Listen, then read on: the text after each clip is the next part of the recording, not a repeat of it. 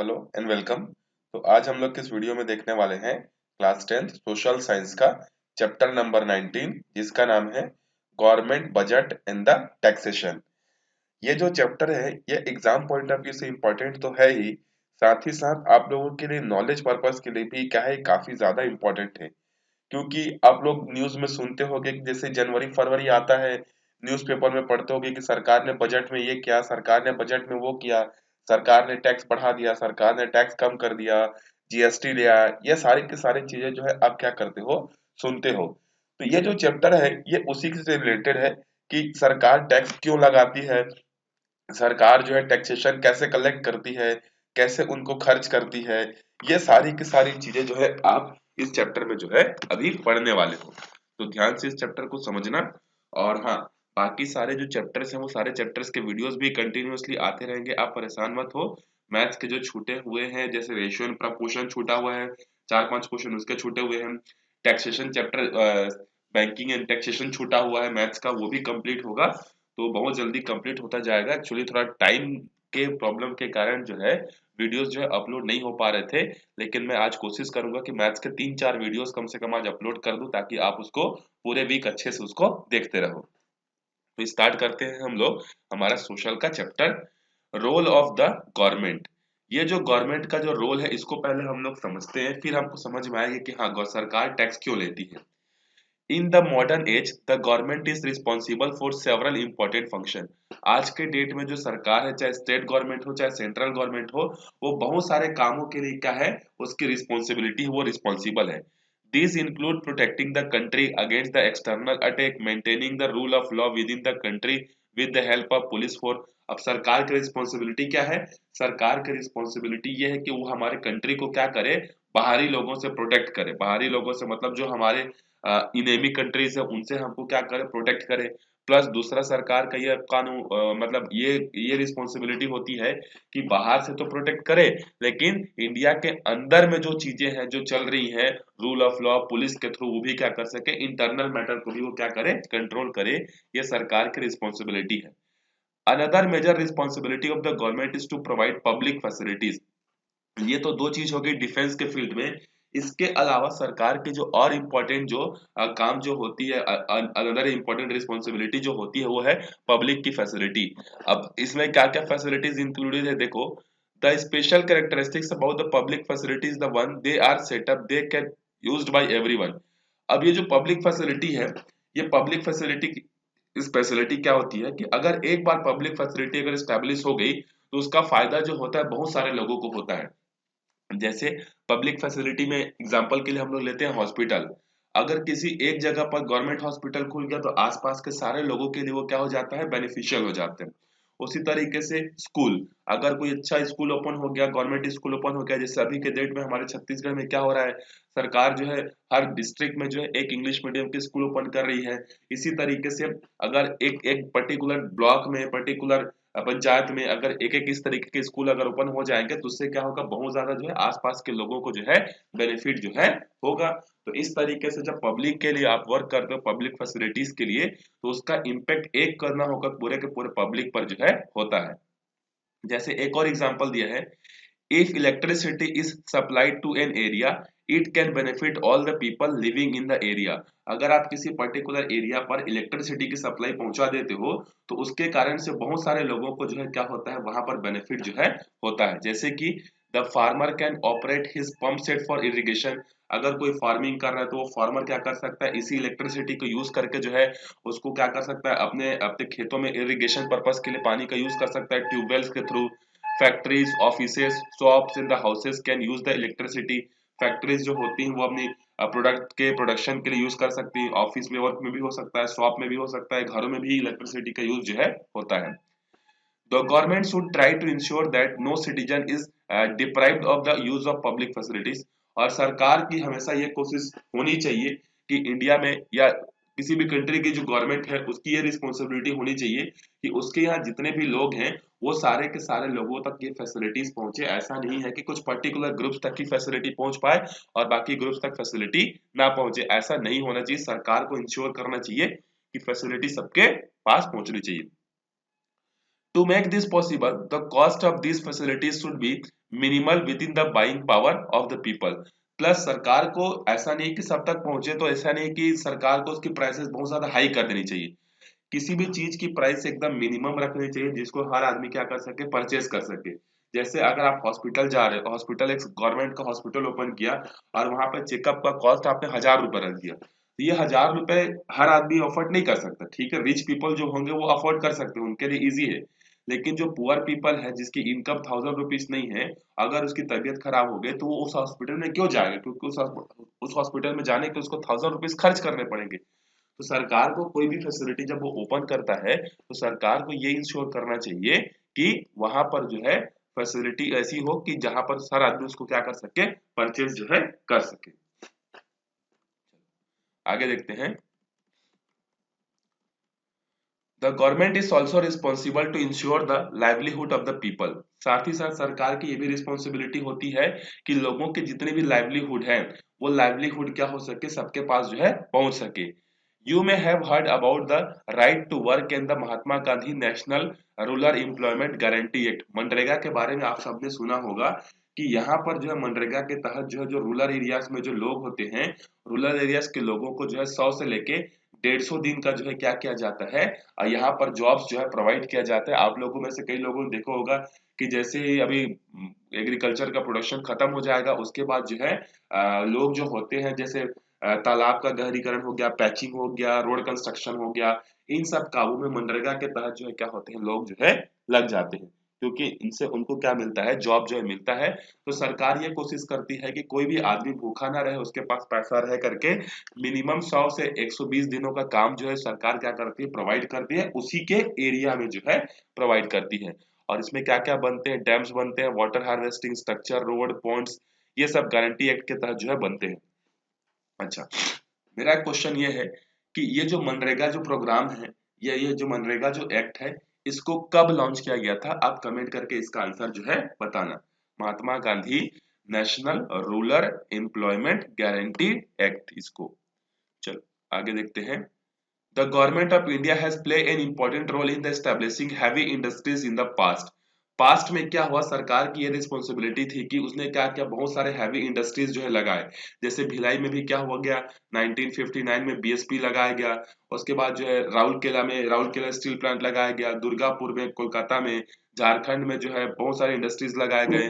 तो यहाँ पर सरकार की रिस्पॉन्सिबिलिटी उस समय ये थी कि हम लोग यहाँ पर इंडस्ट्रीज स्टैब्लिश करेंगे, और जब इंडस्ट्रीज स्टैब्लिश करेंगे तो उसके कारण से वहां पर हैवी इंजीनियरिंग वर्क चाहिए होगा, electricity production, steel production, petroleum refineries, ये सब की इंडस्ट्रीज जो है लगाए गए।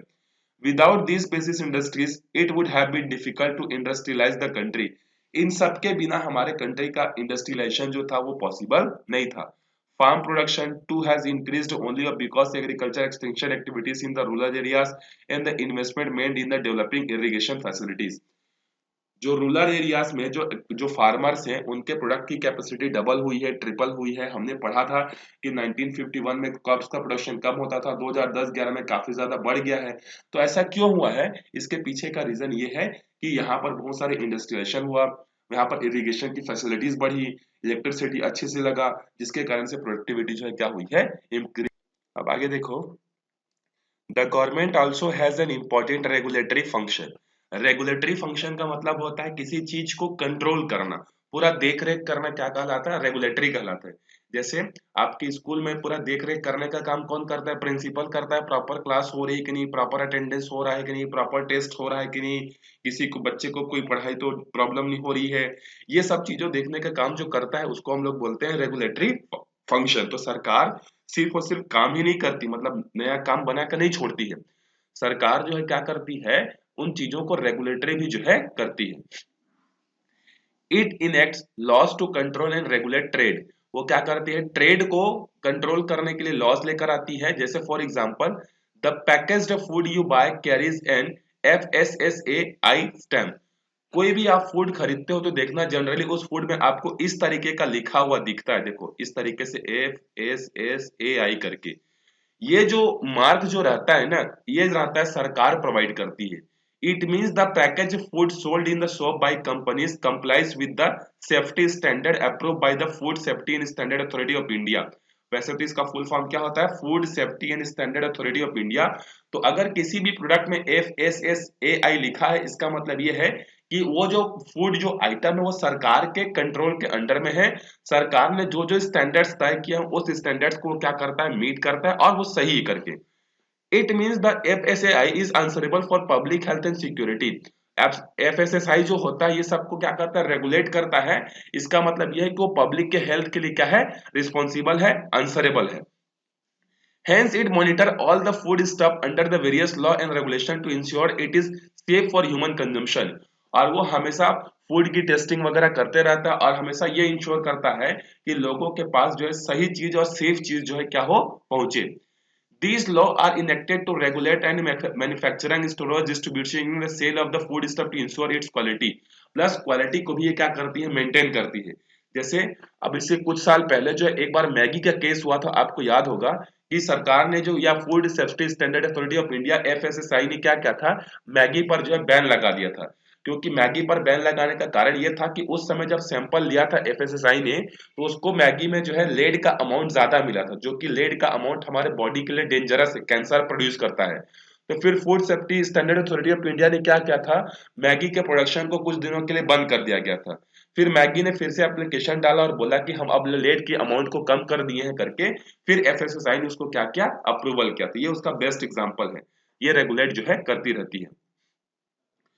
The FSSAI also set standards for the preservative used in the various processed foods such as chips, noodles, fruit juice and the soft drinks।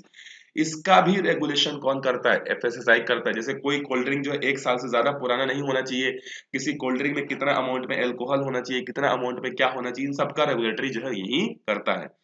The regulatory body periodically tests sample of the food stuff sold in the market to ensure that its guidelines are being followed। और वो market से sample भी उठाती रहती है और market से sample उठाकर टेस्ट करती रहती है।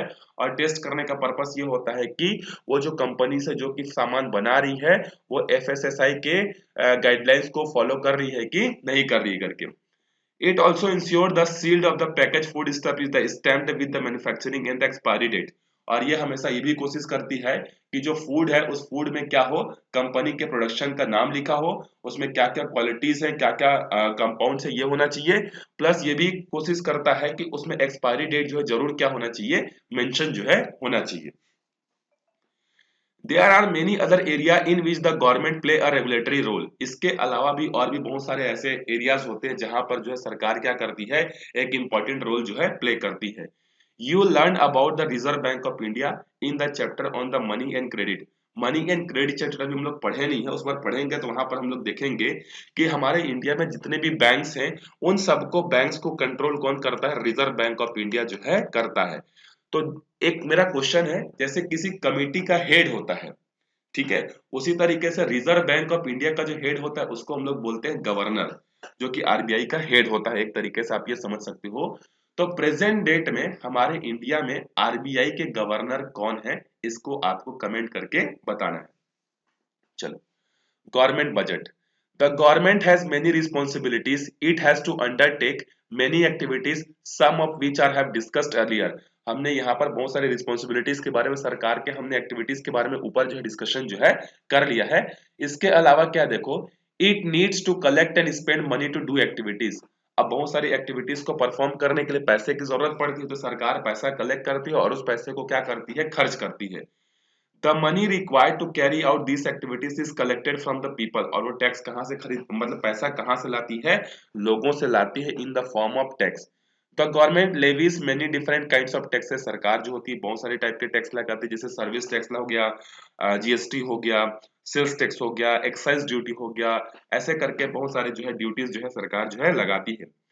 Which we shall discuss in the section on taxation। जहां पर हम टैक्सेशन में डिस्कस करेंगे कि सरकार कौन कौन से टैक्सेस जो है लगाती है। The tax that the government collect as to its pool the fund available the revenue।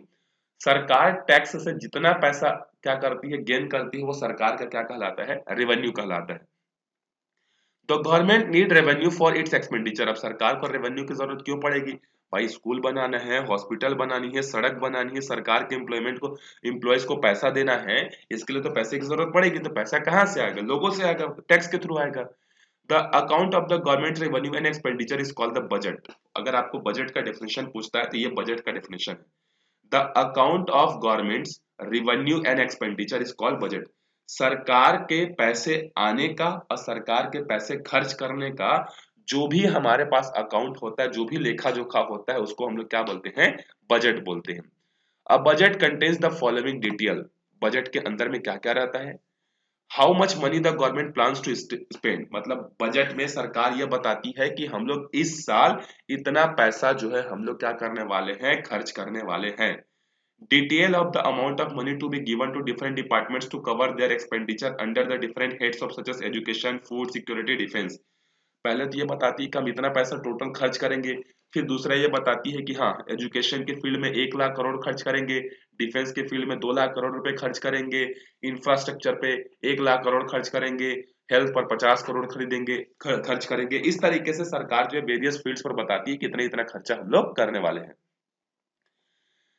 the different taxes to be levied and the amount to be collected under the each taxes। सरकार ये भी बताती है कि अगर आप education पर जाओगे तो हम लोग 18% टैक्स लेंगे, अगर आप कोई फॉरेन कंट्री से सामान मंगाओगे तो 20% टैक्स लेंगे, अगर आप ज्वेलरी खरीदते हो तो 27% टैक्स लेंगे। तो इस तरीके से सरकार क्या करती है, डिफरेंट डिफरेंट जो है कैटेगरीज पर जो है टैक्सेस जो है लगाती है।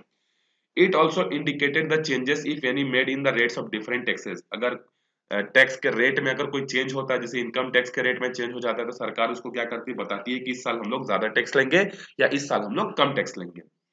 How much money the government would have to borrow if its expenditure exceeds the revenue.